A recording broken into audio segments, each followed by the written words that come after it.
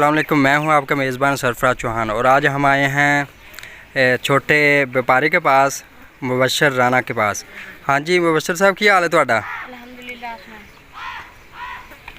हाँ जी, तुहाडे कोल सुनिया बच्चे भी बकरे भी हैगे आ। हाँ जी, आओ आओ विखाओ हाँ, केड़े ने बकरे तुहाडे? हाँ जी, ए काला बकरा हाँ जी, ये तुसी आप पालिया? हाँ जी। माशाअल्लाह।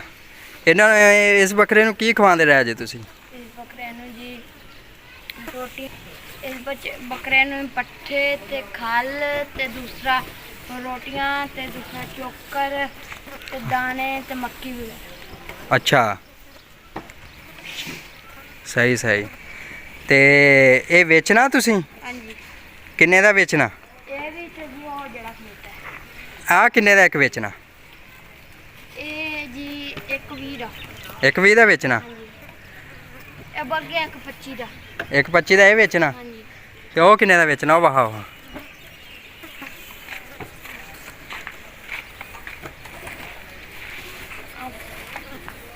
ये किन्ने दा बेचना?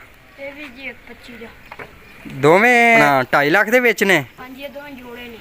अच्छा, किदों दे तुहाडे कोल ने? किन्नी देर हो गई सांभदे नूं? ਇਹਨਾਂ ਨੂੰ ਜੀ ਦੋ ਸਾਲ ਦੋ ਤਿੰਨ ਸਾਲ ਹੋ ਚੁੱਕੇ ਨੇ। अच्छा, साल को होया? ਹਾਂਜੀ, सही माशाअल्लाह। बकरे दोवें सोने आ तुहाडे?